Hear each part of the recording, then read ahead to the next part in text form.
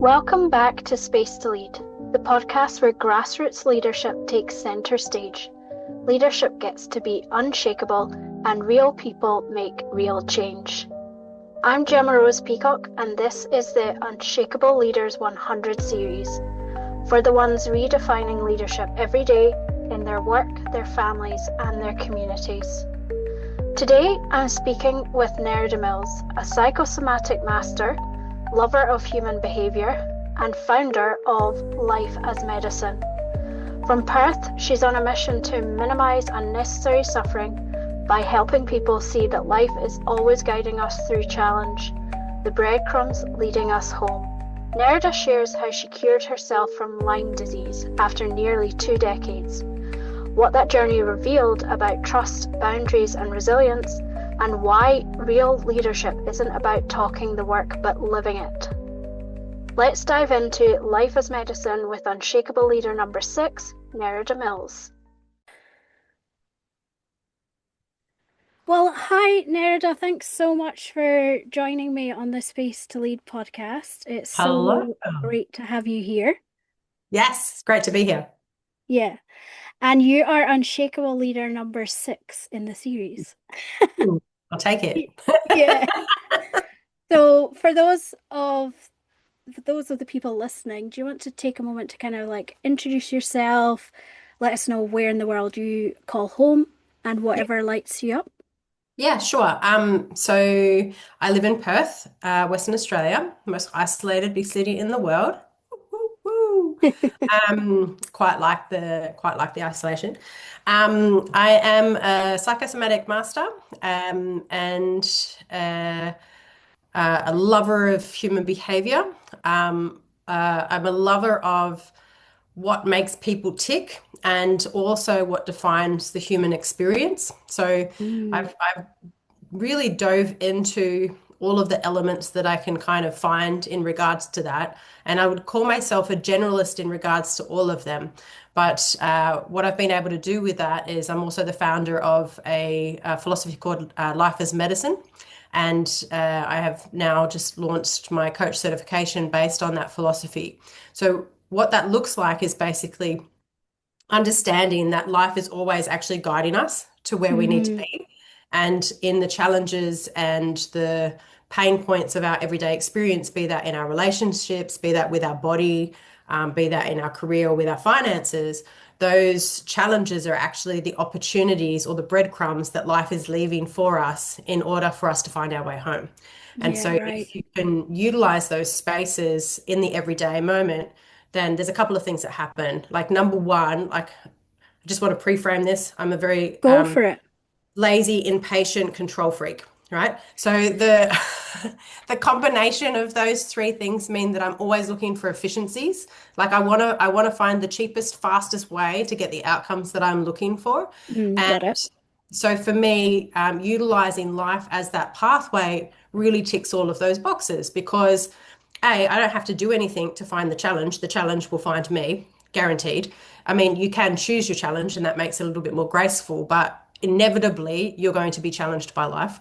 It doesn't cost you anything to influence your Mm, life outside of probably a little bit of courage. And it is really a very, very fast way to overcome the challenge. So what it does is it minimalizes the amount of time that we spend in suffering and it maximizes the amount of time that we spend in grace, mm. which I think everybody could agree is a fantastic thing. So as a leader, and for those of the listeners who are leaders, it's an incredibly efficient pathway to actually go about delivering what it is that you're here to give. I love that. And so this podcast is all about real people leading real change, hey? Yeah. And through your work, what is it that you're here to change? I want to minimize the amount of unnecessary suffering in this world. That's one of my main drivers. Mm, Because I think, uh, you're in New Zealand, I'm in Australia. I'm sure there'll be some people listening from the UK based on your heritage. But we all live in a very safe society, in a mm, relatively affluent society. And the truth is that the mental health condition of these societies is dismal. It's terrible. mm, So it makes no sense from a from one lens. If you look at, well, what do we have available to us? It makes no sense. It makes sense if you look at how, you know, easy societies or good societies, you know, actually create weakness in the individual. So it makes sense from that lens. But I don't think that we need to throw out the baby with the bathwater. I think there's other pathways through. So, you know, I've had suicide very close to me. My children's father committed suicide. My sister's dealt with mental health issues a large chunk of her life. I'm the younger sister, so a lot of that was projected out onto me from a young age. And, you know, we're very close now, but, you know, the childhood experience with somebody who was really struggling with who they are is that was hard. Mm. And, but it taught me so much because seeing both of those people very close to me struggling that way, I was like, it's not that there's a lack of love for these people. There's so much love around them, right? There's so much people want to help them. They want to be there for them. They want them to understand how loved they are. But there was some part of their story, their internal dialogue that wouldn't allow for them to see or feel the love that was present. And that Mm. to me is a shame. And I think that that's probably one of the reasons that we have the mental health crises that we have. So, what you find using life as medicine is the uncovering that happens as a result is actually in direct proportion to your brilliance. Like it's Mm. always, life is always guiding you to see how amazing you are. It's always guiding you to see how capable you are. It's always guiding you to the next level or the next kind of layer of your experience, as to what you're going to need next, right? It's always Mm. preparing you. Life, if you really get this, life's not pushing you down or holding you back or punishing you in any way, which is a lot of the dialogue that we can hear. It's Yeah. actually the complete opposite. So, like we were talking just before the podcast, like, you know, we're in the eclipse season and um Yes, we are. yeah, yes, we are. And it has been kicking my ass a little bit, but the reason that it's kicking my ass is because it's like I got it kind of overnight. It's like get your boundary needs to be at a new level for where you're going. So Mm. even though like I've got solid boundaries in a lot of different areas in my life, but there were still I guess, and there will always be another level to everything, obviously. So Yeah. this is just the next level of even more, right? Even more Hmm. boundaries to be able to have even more influence. Because Mm. if your boundaries are lax, then your influence is minimalized. Yeah. You, you've got to step into these leadership qualities to be able to have a greater level of influence. So Yeah. you know, thus the experience of getting my ass kicked, you know. So it's, you know, the experience of life guiding you somewhere is not a graceful one necessarily, but it is a potent one. Yeah. And I love, just to rewind a bit, I love that you brought the mental health perspective into the conversation. And, you know, as you were talking, some kind of thinking was coming in around, do you think it's because we're so disconnected to our more, I guess, ancestral or indigenous ways of living? Does that come into your thinking I about why we're so disconnected, why the rates are so high? Yeah, I think that that's a huge piece. Like our body mind is designed to live on the land. It is designed to live in community. It is designed to raise children as a collective, right?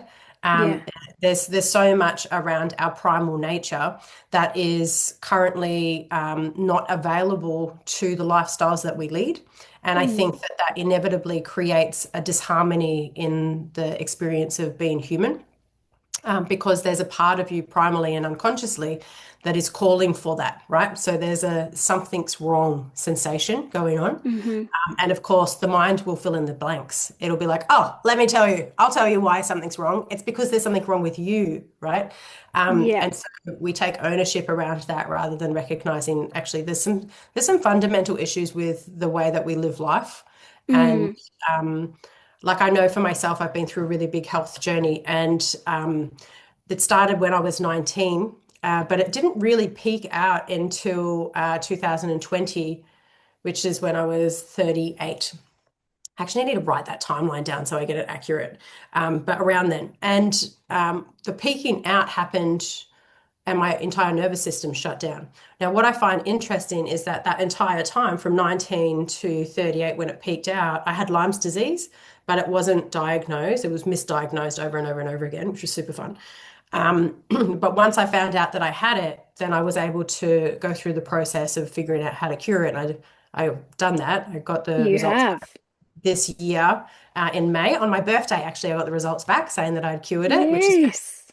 So if anyone's got Lyme's disease, don't believe the hype. You can fucking cure it. Yeah.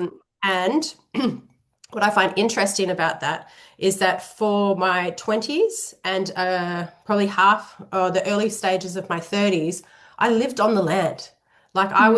I was traveling around with my family. We were camping for long periods of time. I'm talking like months and months at a time. We lived in on the land. I had my hands in the soil nearly every day. I we were much more guided by the cycles of Yeah. the earth, and of course, that is quite a ways out of Australian natural normal culture, and so it was quite isolating. And not that I really minded, to be perfectly honest with you, I quite liked that lifestyle, but life has its way of guiding you where you Yeah. need to be. And so it was 2012, we were kind of bitch slapped back to live in suburbia. And from that point in time, I've lived in suburbia.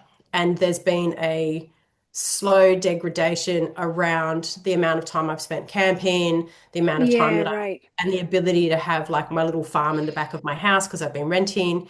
All of those things slowly started to be worn away.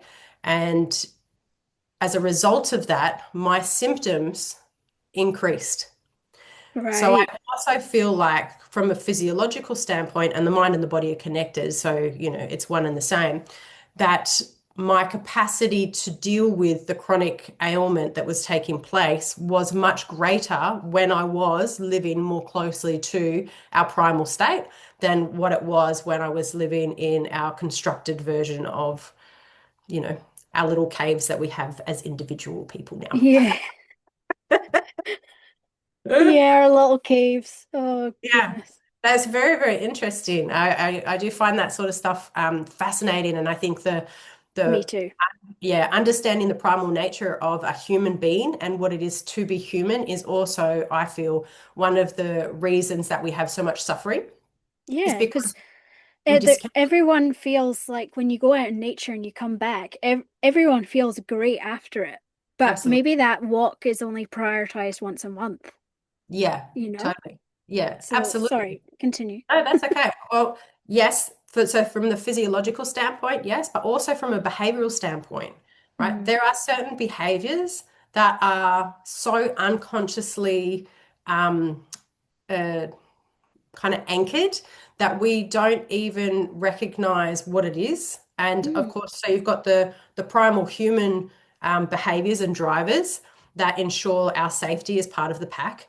And then, so I'll just give you some examples. So the need to be loved, the need to be accepted, and the need to be enough in the Hmm. tribe are primal drivers that all human beings will be driven by. And so then we wonder why we freak out that we feel like we're not enough. Well, of course you do. It feels like you're dying if you feel like you're not meeting it, right? And so that's Yes. why the mind has such a tantrum around it and really wants to get your attention back there because it literally means life or death from a primal Yeah. standpoint. So you've got those kind of primal drivers, and then you've got the primal differences between men and women that we completely confuse and misunderstand, which creates disharmony in relationships, and then just the natural normal elements of being a human being, like making mistakes is the pathway to success, for example, especially with the leaders that are listening to this one. It's like how often do we try and get it right? Or do we Mm. try not to get it wrong? Or are we wanting to hide our mistakes from people or feel shame around the things that we've done in the past? Where, like, I always like to look at how we relate to babies and toddlers compared to how Hmm. we relate to other adults. And I get that babies and toddlers are learning like really fundamental stuff, but it's not that we stop learning as adults. We're still learning, but our relationship to how we learn changes dramatically. And Hmm. I think the education system has a good part or a good hand in that change. Um, Yes. because it's not okay to get it wrong. You're going to get a big fat cross and it's going to be red and I'm going to highlight it in front of the class. You're going to be shamed about it, you know? Yeah, and ancestrally, our people were beaten if they got it wrong, Abs- So Absolutely. there's Yeah, that cellular level within us. We might definitely. not be the ones getting a belt or anything, but it definitely happened. Oh, for Yeah, sure. And the generational trauma that comes through the physiology that's the word. means, Yeah. yeah, it means that when a situation or circumstance happens in a way that reminds the body mind of that emotional state, we have the same level of response of the trauma. Mm, So, which is why you can have behavior that comes out and you're just like, I don't know where that came from.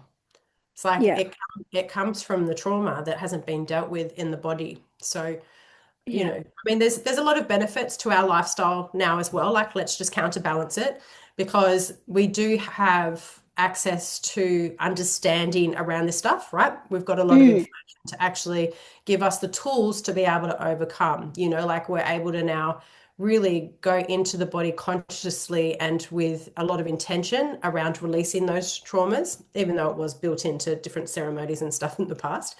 Um, yeah, We've also got the technology to help us to connect in a different way, although, that can sometimes be a double-edged sword. So there's always benefit and challenge. I think we just need to be conscious about it.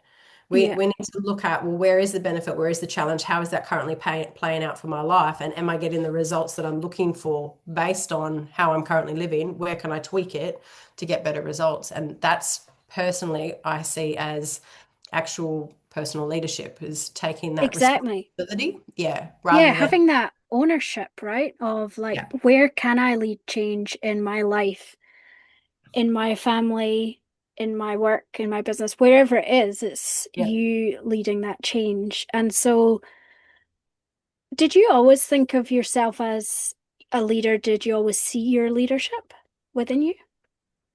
In a sense, I think yes. Mm, Um, I think like if I was always the way I was raised, we were raised in a way that, you know, anything anyone else can do, you can do. There's no excuses there.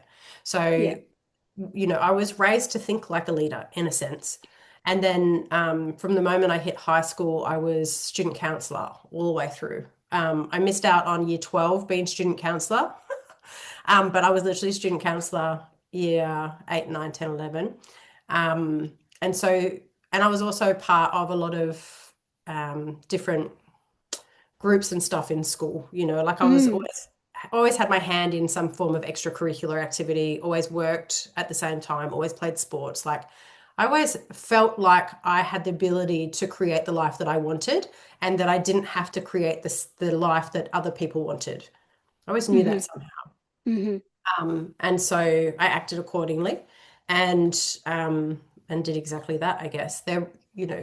So from that standpoint, yes, I've also I've obviously developed that over time Yeah. and certainly recognized where some of the unconscious patternings were taking away my capacity to truly be in leadership. Even when I thought I was in leadership, I act like I wasn't.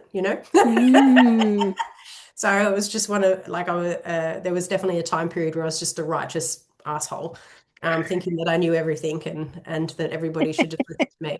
There was definitely that, um, and life will provide the pathway, and so she humbles yeah. you and makes you recognize where actually, hang on a second, you might think that you're in charge right now, but you're not taking responsibility for this or this or this or this, and Yeah. that's these are the results you're getting. So you're the one who can change that. So let's actually step into leadership, shall we? Yes, exactly. And so as the leader of the person who's creating this change that you're making in your business, in your health and all of that, how do you stay in alignment with yourself, your truth, instead of what other people might expect from you or other people's expectations, really? Yeah, it's a little bit of a dance. There's some people that I just don't care anyway, you Yeah, know, um, and so they're easy. There's yeah. other people where I feel like I have a responsibility to them, like my family, where I'm dancing with them, around my needs, my wants, my perception of how we can move forward, and their needs, their wants, their Mm, perception of what they need to move forward. And so we kind of dance. But we dance in partnership because we Yeah. all want to see the best for each other. So that's really Yeah. lovely. Um, where I have struggled over the years is handing my power to authority figures. Mm. So people that I look up to, I have struggled to maintain my center in relationship to that dynamic. And I was taught, I think because in school I wanted to be a leader, I became the good girl.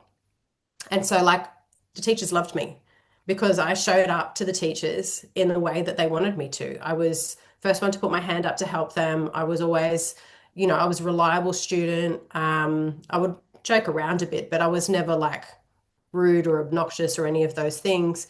I was the principal's friend, Mm. or the principal was my friend, so I'd always had a desire to please authority. And the same with my parents. Obviously, I had a desire to please them as well. And I feel like that it increased as I hit my rebellious years. It's sort of like the more I consciously wanted to rebel against authority, the more unconsciously I wanted to please them. Mm. And so the behaviors started to become quite unconscious in how I was changing myself to fit the mold of whoever I perceived to be the authority, whether that was, and it was for a period of time, my partner, whether that was, a mentor or a coach, whether that was like I had a spiritual teacher for a while, whether it was him, and just, like really finding who am I in this? Yeah. And one of the things that my previous partner used to say to me all the time was, you're like a chameleon. You just change who you are depending on who you're around. And, there's benefit and challenge to being able to do that. But Mm.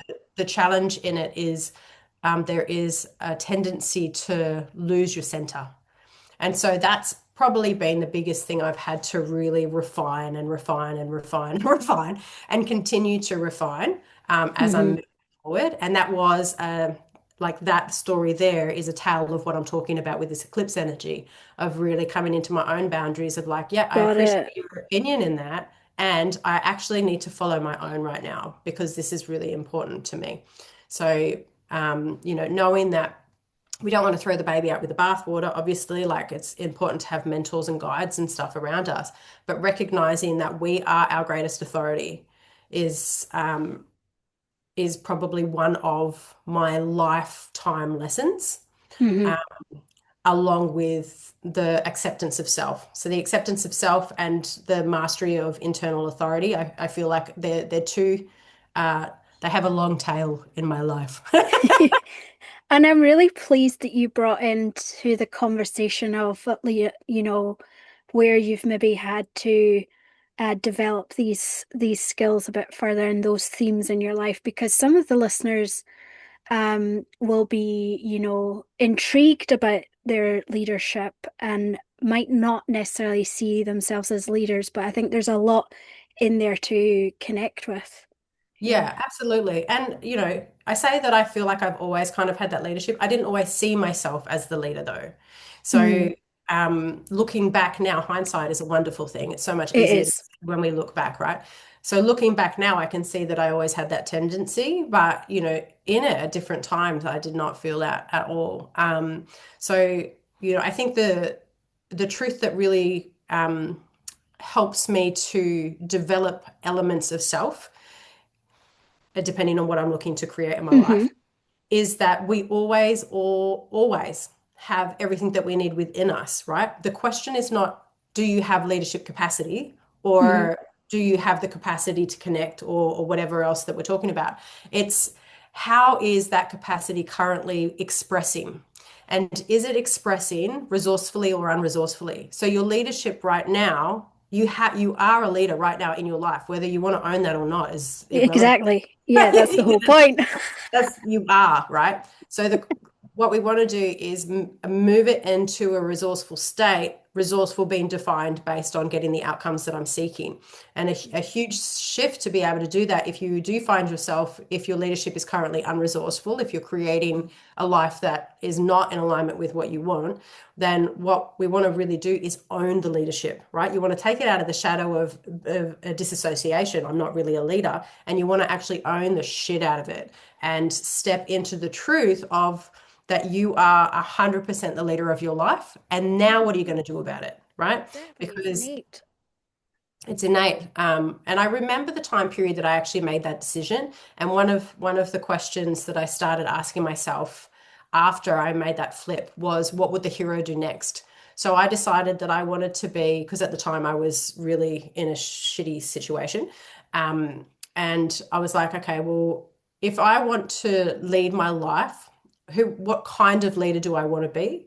And what kind of relationship do I want to have with myself?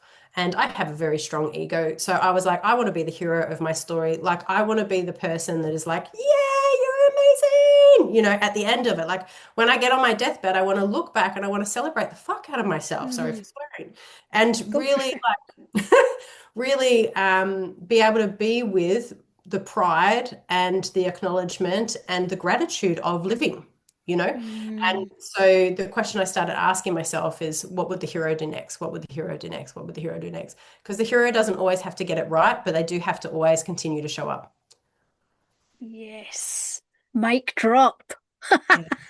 Continue to show up. Yeah. Oh, I love that. And leadership's a funny word, hey. It evokes things in different people. It evokes like there's different connotations to it. There's different layers. There's lots of baggage. Oh, yeah. Um, and so I think about leadership now in terms of how I grew up, thinking of leadership as being like not within me straight away. I could get a sense of where I could lead in certain areas, but I actually was like, it's a challenge to do that. It's not innate within me. It's for those people in the boardroom. It's for those people in suits. It's corporate.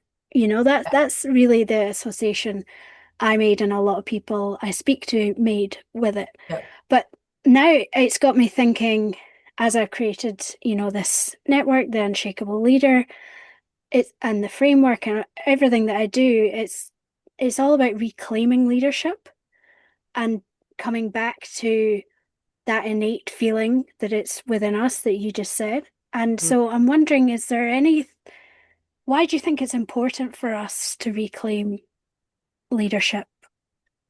Two reasons. One is a little bit more fluffy than the other, but I'll start with that one. Cool. The first one is that we are destined to. That is the truth of it. Like, this is the time where the people reclaim the power. We've stepped into the age of Aquarius, and it is about the redistribution of power back into the people, right? That's the time that we're in from an astrological standpoint. And I know that'll be fluffy for some people, but there are so many different cross-pollinating kind of prophecies and Mm, projections into this time from different tribal kind of settings and native people all across the world that all say the same thing. So, I'm a big believer of you can have a lot of different viewpoints of things, and they're all going to be flavored by environment, culture, things like that. If you want to know the mm, truth, find the common thread. And mm. one of the common threads that I see uh, really is that this is the time for change and this is the time for people to reclaim the power. So that's number one. Number Excellent. two is more of an individual egoic kind of reason for me. And that is because why the fuck wouldn't you? The like I get quite passionate about it. I People love spend your passion.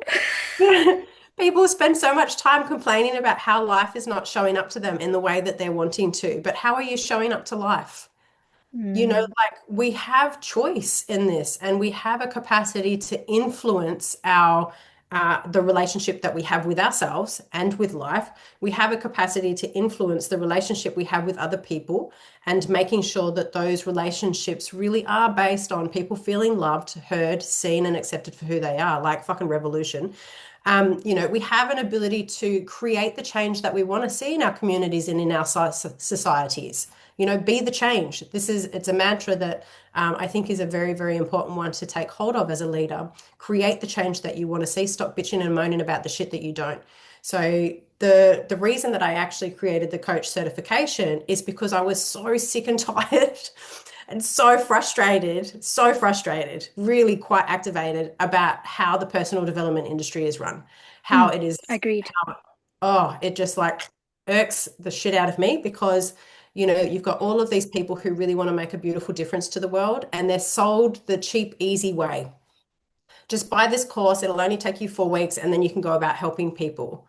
Now, the challenge with that is that the education that is within 4 weeks is not comprehensive enough. You don't have enough information. The second part is that within those 4 weeks, how much work did you actually do on yourself? Right. So then we have people going out with base level understanding in an industry that is not regulated, telling other people how they should live their life, basically just projecting their own shit onto all of their clients and charging them Mhm. for it. And Inevitably, some the of those people are highly vulnerable, in states of absolutely. change and grappling with, different challenges. So, yeah. Yeah, totally. And then their business isn't going to go anywhere because eventually people are going to tell them to go and shove it where the sun don't shine. And and then they become spiraling down with their own mental health. But yet there's these Mhm. few people that are sitting above it all, making a shit ton of money, laughing all the way to the bank. And I can't do it. Mhm. So, like the certification that I've developed is literally based on integration. You got to integrate the work. The whole certification process is about you living the work. We need more leaders living the work, less leaders talking about the work. So, 100%. again, I think I probably spent about a year getting really frustrated. No, it was about 9 months, getting really, really frustrated. Like I could just feel it like building and building and building and Yeah. building. And so life is like, hey, look at this thing, look at this thing, look at this thing. There's a solution. You could provide a solution. Look at the thing. Great one. Thing. Yeah, do something about it. And I did have like a bone structure around it. Hmm. And then, of course, life goes, okay, well, I've been giving you the stick the whole way. Let me give you a carrot. And a couple of my clients went, is there any chance that you would teach me? And I went, do you know what? Fuck it, let's do it. And so it was born. Isn't So that the nudge you needed? Hey, your client's yeah, asking for it. yeah, Yes. Love yeah, that. absolutely. And yeah, I think life will always provide the carrot and or the stick. And Yeah. so we need to be looking for both, not just one, right? So the way that I kind of unpack it with people is, you will receive signposts from life, and signposts are in the form of sensation. So anything Mm. that draws your awareness or sensation, the dialogue that keeps on looping in your fucking brain, the situation that keeps on happening over and over again with the same or different people. Maybe you stub your toe on something, like literally like a pain activation in the body. Something that you see on a regular occurrence that's just irritating the shit out of you. So that's all kind of the stick, right? The Mm. carrot is more in the signpost sense, is more like my passions, my curiosities. Like obviously I get lit up when I'm talking about this stuff. It's a highly passionate thing for me. The things Mm. that you naturally want to learn about, you naturally want to go into, these are all carrot moments, right? And then there's the invitations as well as the carrot. Mm. You can follow those kind of signposts and then dig into them to find the breadcrumbs, which is in the language. You will always find your way. Yeah. So true. Yeah. So you've had many, from what you've just described, you've had many powerful moments within your leadership, I can see. What is the what is the most powerful example of you being in your leadership, and what do you think contributed to that? Oh, big question. Um, what is the most powerful moment that I've been in my leadership?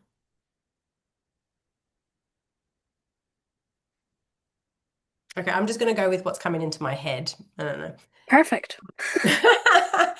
So, a couple of years ago, I was invited to do a TED talk, like a TEDx presentation. And when when I put my idea forward, I knew that the idea needed to be delivered off the cuff because the whole conversation is about allowing yourself to be seen fully.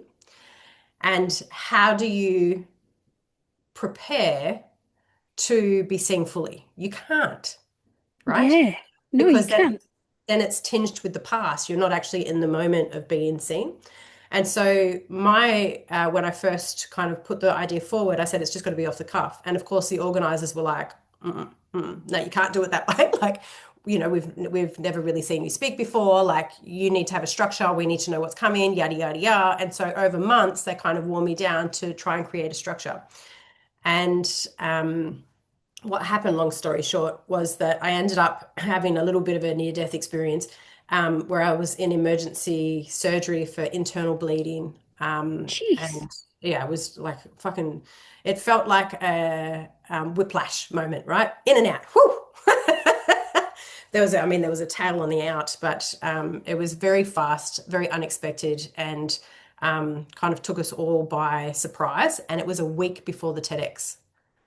And so when I came out of the surgery of that experience, I woke up with three realizations very fucking clear in my brain.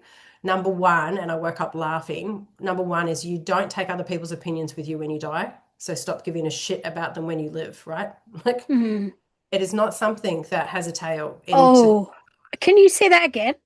Yeah, you do not take other people's opinions with you when you die. So stop giving a shit about them when you live. Hear it. Yeah. Let it go. Let it go. It's not yours to hold. The second part was that I needed to give the TEDx talk off the fucking cuff. Yes, you did. Full stop, the end. Didn't matter what anybody else thought. And then the third part was is that I actually had to stop. I had a series of physical issues leading up to this, and it was enough. I had to stop. Stop trying to work. Stop trying to be the leader. Stop trying to wear the hat. Stop trying to Mm. project myself in any way. Just stop and come back into being with myself. And so that moment of being absolutely clear that if I was going to deliver a message, I had to fucking live it, regardless of what anyone else thought. Mhm. That, I think, was probably one of the most powerful moments for me. And so when I spoke to the organizers to let them know that I'd had surgery, and yes, I was still planning on coming and delivering the talk, but I would be highly medicated. I couldn't stand. They would need to organize some support structures. They were just so happy that I was still showing up that they didn't care that I was what I was going to say or how I was going to say it. So I love that. yeah. So that's what I did, and that is really the principle that has guided my work ever since that day. As I don't Mm. prepare for talks, I don't look at questions. Even with the programs that I run, I have a sentence that I want to make sure that that is what gets across, and then I deliver, Yeah. because you can't possibly. I'm not taking the piss for anyone who prepares their delivery. That might be your authentic expression, and that's perfect and beautiful, and nobody should tell you otherwise, right? For me personally, that confuses the fuck out of me. It distracts me and it takes me away from the moment. So, Mm. like, my partner Adam, he is much more analytical than I am. His brain works in a really different way to me.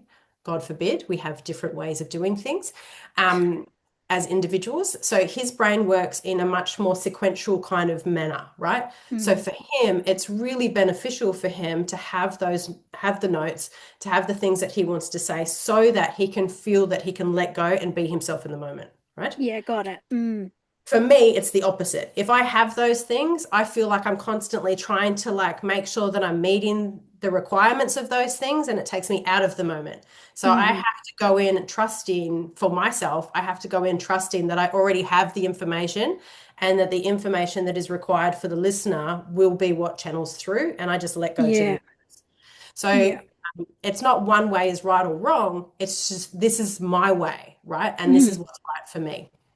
That's your way, exactly. And that's you've hit the nail on the head with what I mean by, well, one of the components of being an unshakable leader is knowing that that is your way. And that's Mm. how you can show up in your personal leadership fully as you, knowing that, and lead differently. And Yeah. there's many other um components to being an unshakable leader, right? But what I want to know is, what does being an unshakable leader mean for you, and how does that live in your story right now? So for me, being an unshakable leader isn't about um, not being shaken, right? Exactly. Hmm. It's actually about coming back when you are. Yes. Yeah. So like, I can't honestly count how many times I was close to giving up my business. Like, I remember like praying for the strength to just be a normal person and going and getting a job at some stages because it would just be so much easier. I was like, Oh, how I relate. yeah, there's times I'm like, why can't I just be a normal fucking person and just be okay with a 9 to 5 and a mediocre life and just be normal because it would be so much easier than this like Yeah. hellhole that I'm taking myself through right now. Um, and yet every time I allow myself into the depths of that victimhood, I come back as my entrepreneurial self, and I feel like there's a lot more influence to be had in the business realm. Yes. So, Yeah. and I feel like I have a mark to leave on this physical plane. So here we are. But I do remember the last time that I had that thought, and it was back in 2021, probably in October, where I had the opportunity where I could, this was after the internal bleeding incident, probably about 9 months later, and I had stopped. I did stop doing everything, and I was kind of starting to spiral into a bit of depression at this point because I was just like, what's the point of living? And also, I didn't trust my body to have my back if I was to move forward because it kept on shutting down on me. Yeah. And Understand. so, yeah, I started wobbling, right? I was shaken. I was very, Mm-hmm. very shaken by life.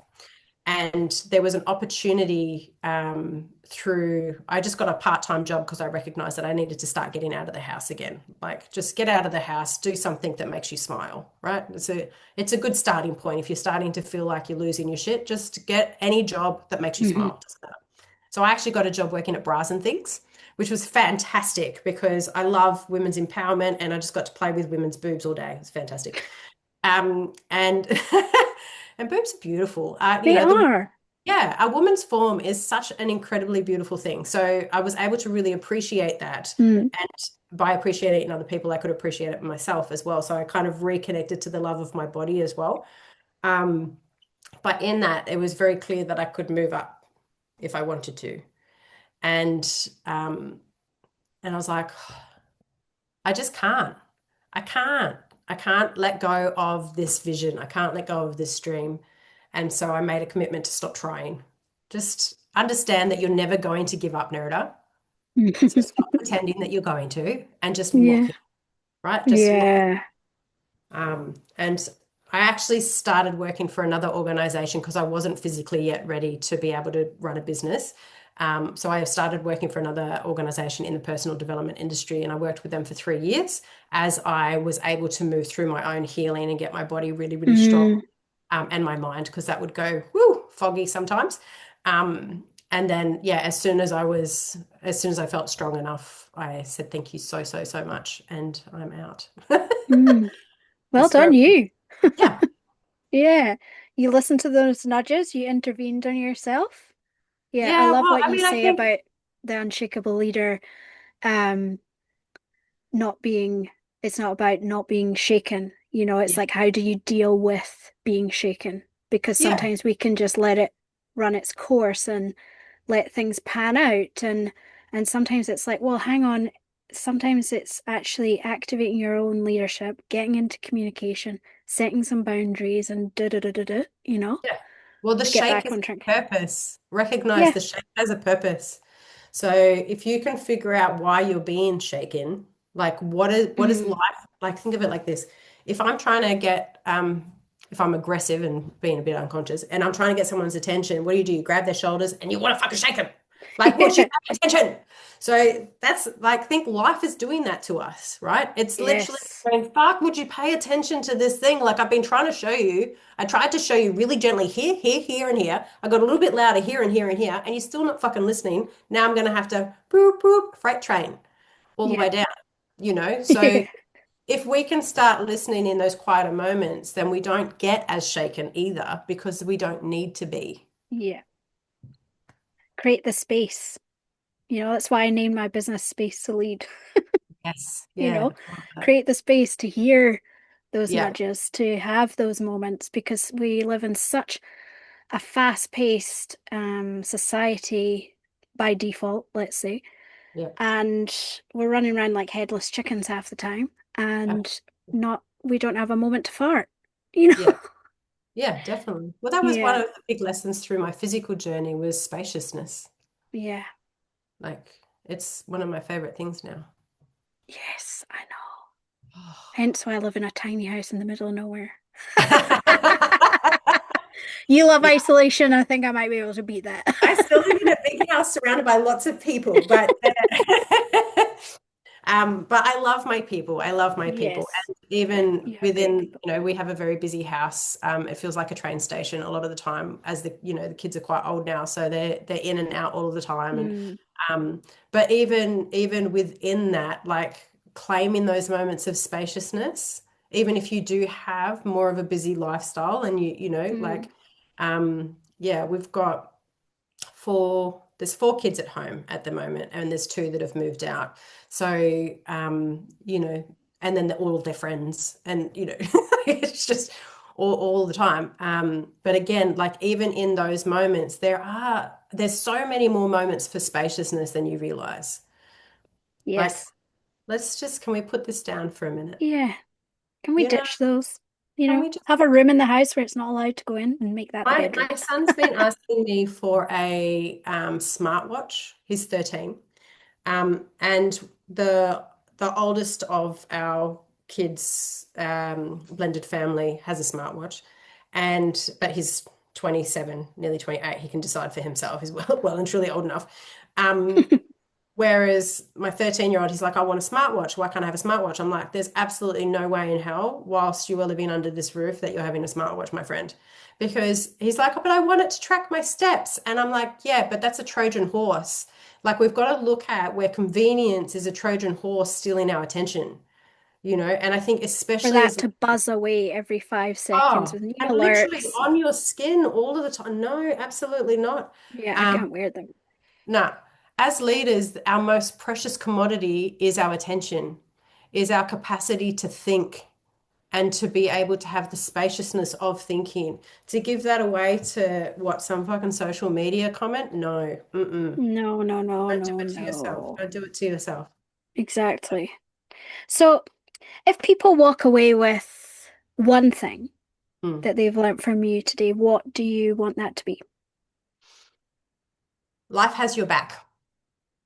Life has your back. And no matter where you find yourself in your journey, whether you are currently in the muck, right? Or if you are at the top of your hill or you're halfway there or wherever you are, know that you're exactly where you need to be. And Mm, your job number one is to love yourself being there. That's it. If you can love yourself being there, be kind to yourself there, your capacity to transmutate wherever you are into what it is that you want increases, right? mm, The theme that I see is people feel like they have to punish themselves to success or punish themselves to self-love. It's actually the thing that holds you back. It keeps you small and it keeps you in the same. Try something different. Try loving the shit out of yourself. Encourage yourself. Like I encourage myself for the stupidest things. Like I'm putting washing on the line. I'm like, you've done such a great job. Like that is amazing. You've just fucking nailed that, right? love it. Treat yourself like you were when we look at toddlers, right? When we look at 3 or 4-year-olds, what do we do? Oh my God, you did a fart. Well done. It's so good, right? Like you don't necessarily need to do it about a fart, but Jesus Christ, like sending the hard email, right? Putting the Yeah, post up eventually, making the call to the client. Like, can we actually give ourselves some acknowledgement and some love? yeah, And the more that we can do that, the more that our unconscious mind wants to seek that more and will naturally start doing those behaviors more. yeah, Makes sense. exactly. Instead of thinking about what's next, actually take a moment, friggin' pause and celebrate it. Yeah, Yeah, definitely. exactly. Definitely. Yeah. And Love recognize that. that wherever you are is for purpose. Wherever you are is for purpose. So you haven't fucked up. You didn't fail. You're exactly where you need to be. Get the lesson. Get the lesson. Yeah. Love that. Okay, so where can people find you if they want to get in touch? So I'm on Instagram and Facebook under Nerida Mills, and you can also check out my website, neridamills.com. And I am also very happy to announce that I have a book that is heading to publish. Well Um, done. Thank you. Called Life is Medicine. It will be out hopefully by the end of this year, so in time for the Christmas crazy. And Yeah, you can cool. put your name down if you're wanting to be on the early release of being able to purchase that book, and you can find that on my website as well. On your website. Great. I'll make sure I do that. Okay, Yeah, and I'll put all your information in the show notes. amazing. Perfect. Thank you so Thanks so much. much, Nerida. That was awesome. Thank you.